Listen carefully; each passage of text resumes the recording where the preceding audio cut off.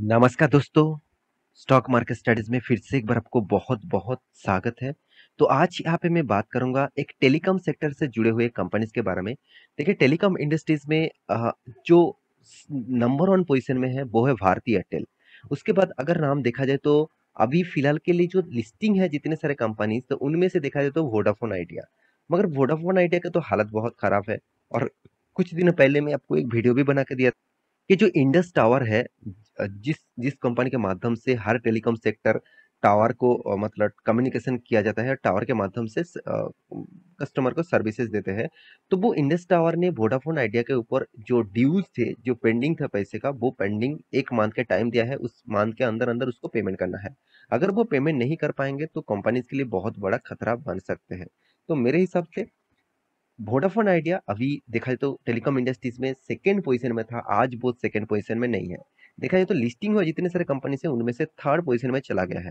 तो number 1 Bharti Airtel है, number 3 Vodafone idea है। तो सेकंड पोजीशन में कौन आ चुके हैं? सेकंड पोजीशन में आ चुके हैं टाटा ग्रुप की एक कंपनी जिसका नाम है टाटा कम्युनिकेशन। तो टाटा कम्युनिकेशन के बारे में आज बात करूंगा क्योंकि कंपनी में जिस तरीके से काम कर रहे हैं, जिस तरीके से ग्रोथ ऑफ पोटेंशियल दिखा रहे हैं और जिस तरीके से हर शेयर होल्डर को रिटर्न दे रहा है उस कंपनी के ऊपर आपको फोकस होना ही चाहिए। तो चलो उसी के बारे में डिस्कस करूंगा क्योंकि कंपनी ने धमाका किया, साथ ही साथ कंपनी का जिस तरीके से ग्रोथ हो रहा है उसी के बारे में डिस्कस करने वाला हूँ। तो वीडियो को लास्ट तक देखना और अभी तक आपने इस चैनल को सब्सक्राइब नहीं किया तो जरूर सब्सक्राइब कर लेना। और साथ ही साथ आप डेली बेसिस इंट्राडे में काम करना चाहते हैं, डेली बेसिस पैसा कमाना चाहते हैं, तो आपके लिए टेलीग्राम ग्रुप ओपन किया गया है, तो जाकर आप ज्वाइन कर सकते हैं। तो चलो देख लेते हैं आज के इस स्टॉक के बारे में। देखिए सबसे पहली बात टाटा का जो कंपनीज है टाटा कम्युनिकेशन, तो टाटा कम्युनिकेशन आप सभी जानते हैं टाटा डोकोमो जो था वो टाटा कम्युनिकेशन के अंदर ही काम करते हैं। तो टाटा डोकोमो अभी देखा जाए तो फिलहाल के लिए बंद है। तो फिर भी तो टाटा ने इस कंपनी के माध्यम से क्या कर रहे हैं, तो आप जितने सारे नेटवर्क सोर्सिंग जो नेटवर्क देखते हैं उसी के प्रोजेक्ट के ऊपर काम करते हैं। डेटा एंड आप देख सकते हैं source data and communication with यहाँ पे देखिए cutting edge software defined of है। यहाँ पे देखिए वर्चुअली जो नेटवर्क टेक्नोलॉजी है उसके ऊपर काम करते हैं, मतलब सॉफ्टवेयर डेवलपमेंट करते हैं इस कंपनी अभी जो टोटली वर्चुअली मतलब देखा जाए तो नेटवर्क का जो वर्चुअली सिस्टम है उसके ऊपर काम करते हैं। साथ ही साथ आप देखेंगे तो यूनिक यहाँ पे देखिए यूनिक कॉम्बिनेशन और इनोवेटरी हार्डवेयर एंड जितने सारे हार्डवेयर है क्लाउड बेसिस सॉफ्टवेयर है उसके ऊपर भी काम करते हैं। तो कंपनी साथ आप यहाँ पे देखेंगे तो डिजिटल रेवोल्यूशन के ऊपर भी कंपनी काम करते हैं। तो इस तरीके से प्रोजेक्ट के ऊपर कंपनी अभी काम करना स्टार्ट किया। कंपनी के जो मतलब कस्टमर है वो भी आप यहाँ पे देख सकते हैं कौन सा कस्टमर बेसिस कंपनी बना चुके हैं। तो कंपनी के जो स्ट्रेंथ है यहाँ पे देखिए कंपनी के जो स्ट्रेंथ है यहाँ पे आपको देखने को मिलेगा। तो कंपनी एक्चुअली टेलीकॉम इंडस्ट्रीज को फिर से खड़ा किया और टेलीकॉम इंडस्ट्रीज के ऊपर जोर शोर से काम कर रहा है।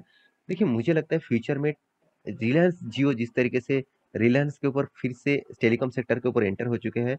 देखिए रिलायंस का सबसे पहले जब स्टार्ट हुआ था रिलायंस जब स्टार्ट हुआ था टेलीकॉम इंडस्ट्रीज में स्टार्ट किए थे अनिल अंबानी जी ने, तब उन्होंने तो बिजनेस को टोटली बर्बाद कर दिया और टेलीकॉम इंडस्ट्रीज पूरा का पूरा डूब गया। और उसके बाद मुकेश अंबानी जी ने स्टार्ट किया और आज वो कितने सक्सेसफुल है आपके सामने ही है। तो मुझे लगता है टाटा ग्रुप भी इस तरीके से डूब चुके थे, फिर भी टाटा ग्रुप चाहे तो इस कंपनी को फिर से खड़ा कर सकते हैं। जो टाटा डोकोमो जिस तरीके से मार्केट में सर्विसेज देते रहते थे, जिस तरीके से काम करते थे, उसी के बेसिस से वो काम कर सकते हैं। तो यहाँ पे मैं जरूर कहूंगा कंपनी का प्रोडक्ट के बारे में जाएंगे तो आपको पता चलेगा कि कंपनी में कितना बड़ा स्ट्रेंथ यहाँ पे कंपनी लेके रखा है।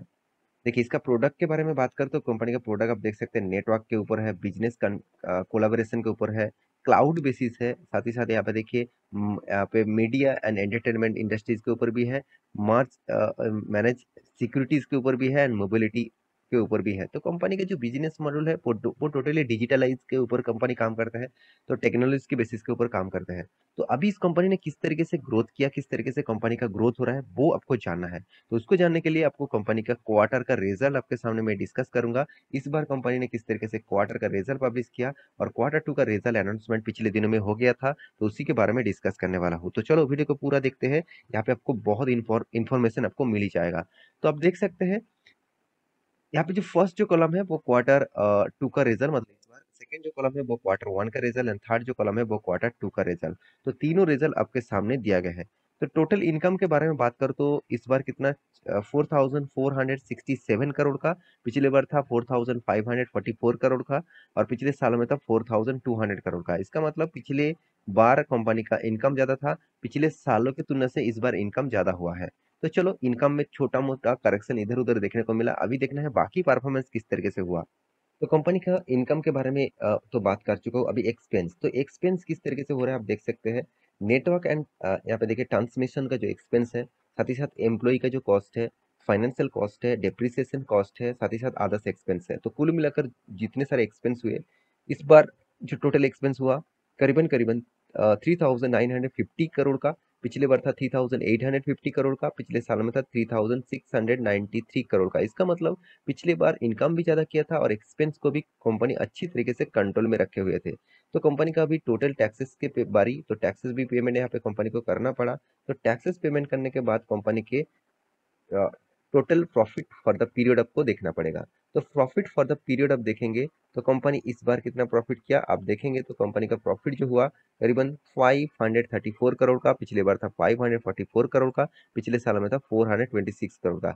इसी का जो जंप यहाँ पे देखने को मिला, यहाँ पे अच्छा खासा ईयर ऑफ ईयर, देखिए दो तरीके से चीज देखा जाता है, year of year, year of year का, और साथ ही साथ क्यू ऑफ क्यू का, मतलब क्वार्टर ऑफ क्वार्टर का। तो क्वार्टर ऑफ क्वार्टर में थोड़ा सा प्रॉफिट यहाँ पे कम देखने को मिला, मगर ईयर ऑफ ईयर में कंपनी का अच्छा खासा यहाँ पे प्रॉफिट जंप देखने को मिला है। तो ये था कंपनी का इनकम का डिटेल्स। तो इनकम के हिसाब से देखा है तो कंपनी अच्छा खासा यहाँ पे इनकम को मेंटेन कर रहा है, क्योंकि अच्छा खासा इनकम को ग्रोथ कर रहा है, ईयर ऑफ ईयर बेसिस शानदार यहाँ पे ग्रोथ हो रहा है। तो इसीलिए मैं आपको कहूंगा, अगर आपको टेलीकॉम इंडस्ट्रीज में निवेश करना है तो टाटा कम्युनिकेशन के ऊपर आप जरूर सोच सकते हैं, क्योंकि इस कंपनी का जो परफॉर्मेंस है आप देखेंगे। चलो इस परफॉर्मेंस को दिखाने से पहले और एक चीज मैं दिखाना जरूर चाहूंगा, सेगमेंट वाइज इसका रेवेन्यूज। तो सेगमेंट वाइज आपको रेवेन्यूज के बारे में बात करूं तो यहाँ पे देख सकते हैं वॉइस सॉल्यूशन। तो वॉइस सॉल्यूशन के ऊपर कंपनी ने काम किया, उसके ऊपर कंपनी ने 500 करोड़ का टोटल इस बार इनकम किया। देखिए पिछले बार भी 560 था, पिछले साल में तो 600 करोड़ के आसपास था। डेटा सर्विसेज जो बहुत इंपॉर्टेंट है, आज आज तो आजकल तो देखा जाए तो डेटा के बिना कुछ भी हो नहीं रहा, क्योंकि विदाउट डेटा विदाउट नेटवर्क कोई काम नहीं कर पाएंगे, इस तरीके से सिनेरियो क्रिएट हो चुके हैं। इसका मतलब डेटा, मतलब जो इंटरनेट का जो सर्विसेज है, डेटा का जो सर्विसेज है, उसके ऊपर कंपनी का काम ज्यादा से ज्यादा करना चाहिए। तो इसीलिए कंपनी उसी के ऊपर ज्यादा से ज्यादा रेवेन्यूज भी कमा चुके हैं इस बार। तो साथ ही साथ पेमेंट सॉल्यूशन, जितने सारे आप डिजिटली पेमेंट करते हैं उसका सॉल्यूशन के ऊपर भी कंपनी 45 करोड़ का इनकम किया, जो पिछले बार 43 था, पिछले सालों में 40 था। तो यहाँ पे देखिए ट्रांसफॉर्मेशन सर्विसेज के ऊपर आप देखेंगे तो 346 करोड़, पिछले बार 345 करोड़, पिछले साल में 359 करोड़ का था। यहाँ पे देखिए रियलिस्टिक बिजनेस में कंपनी का जो मतलब जो बिजनेस के ऊपर काम किया उसके ऊपर जो रेवेन्यू कमाया 49 करोड़, पिछले बार 51 था, पिछले साल में 54 था। तो इस बार रियलिस्टिक में कंपनी का अर्निंग कम हो चुके हैं। तो टोटल जो सेगमेंट वाइज कंपनी का रेवेन्यूज हुआ इस बार 4,400 करोड़ का, पिछले बार 4,300 था, पिछले सालों में 4,100 करोड़ का था। तो यहाँ पे अच्छा खासा ग्रोथ कंपनी ने मेंटेन किया। तो इसीलिए मैं आपको बार बार बोलता रहता हूँ, कंपनी का जो डेटा है वो आपको हमेशा फोकस में होना चाहिए, हमेशा याद में रखना चाहिए, क्योंकि उस डेटा से ही आपको लगेगा कि एक्चुअली कंपनी किस तरीके से काम कर रहा है। अभी कंपनी के बारे में सिर्फ दो ही बात कहूंगा। टाटा कम्युनिकेशन जो है कोई छोटा मोटा कंपनी है, 35,000 करोड़ का मार्केट कैप है। और कंपनी का देखिए return of equity, return of capital employed मुझे बेस्ट लेवल में लगा, और सबसे खासियत इस कंपनी का मुझे जो लगा वो है कंपनी का रिटर्न ऑफ इक्विटीज इतनी ज्यादा दिखा, साथ ही साथ रिटर्न ऑफ कैपिटल एम्प्लॉयड भी बेस्ट लेवल में है, क्योंकि 20 ऊपर है तो अच्छी बात है, तो 20 ऊपर में अच्छा माना जाता है, तो 21% से भी ऊपर है। हाँ आप कहेंगे सर कंपनी के पास 9.5% से भी ज्यादा कर्जा है, यही एक बड़ा वीक पॉइंट है इस कंपनी का, क्योंकि इतने ज्यादा कर्जा कंपनी लेके रखा, जिस कर्जे के कारण कंपनी के ऊपर बहुत ज्यादा प्रेशर है। अगर कंपनी का अर्निंग ठीक ठाक नहीं हुआ, अगर कुछ खराब सिचुएशन आए, तो वो कंपनी का प्रॉफिट रेशियो लॉसेस में चला जाएगा। तो कंपनी का प्रॉफिट एंड लॉस के बारे में बात करें तो देखिए कंपनी ने लगातार लगातार लॉस कर रहे, मतलब करते आए थे पहले 2011 12 13 में। उसके बाद कंपनी ने लगातार प्रॉफिट करना स्टार्ट किया, सिर्फ बीच में दो दो बार कर लॉस, 3 बार लॉस किया, छोटा मोटा लॉस है। कोविड के सिचुएशन के बाद कंपनी ने अच्छा खासा प्रॉफिट को मेंटेन यहाँ पे करना स्टार्ट कर दिया। तो रिटर्न भी कंपनी ने पे धमाका दिया, करीबन 23%, 23% 10 साल में, 3 साल में 50%। तो ओवरऑल बात करूं इस कंपनी के बारे में, जिस कंपनी में आप देखेंगे तो एफआईएस के पास, डीएस के पास भी होल्डिंग है, अच्छा खासा होल्डिंग है। जो पहले डीएस के पास 1%, 1.5% का होल्डिंग था, आज वो 13, 13.5% का होल्डिंग रख चुके हैं। प्रोमोटर के पास 74% होल्डिंग था, आज वो 58% होल्डिंग है। पब्लिक के पास 10% होल्डिंग है। तो ओवरऑल बात करूँ इस कंपनी के, तो कंपनी में खासियत तो है, कंपनी में दम तो है, तो सिर्फ एक ही पॉइंट बहुत बड़ा वीकनेस है, वो है कंपनी का कर्जा। तो उस कर्जे को आप कंसिडर कर सकते हैं, तो आप इस कंपनी के ऊपर जरूर रिसर्च करिए। आपको मैं जरूर कहूंगा कंपनी का वैल्यूएशन जब लो प्राइस में मिले तभी कंपनी के ऊपर एंटर होना। अगर आप एंटर होना चाहते हैं, अभी कंपनी का वैल्यूएशन मुझे थोड़ा सा हाई लग रहा है, तो अगर रिकवरी दिए, कभी भी रिकवरी देखने को मिले, तो जरूर उसके ऊपर स्टडी करना। क्योंकि देखिए कंपनी ने जो रिकवरी किया यहाँ पे 20 डेज ईएमए को टच किया, फिर से रिटेस्ट करने के ऊपर जा रहा है, तो मुझे लगता है फिर से एक बार डाउनफॉल आ भी सकते हैं और अप टेन में जा सकता है। अगर अप टेन में जाए, इस लेवल को तोड़े, तो एक बहुत बड़ा मूवमेंटम फिर से देखने को मिलेगा। तो आशा करता हूँ सारा जानकारी को मिल चुका है।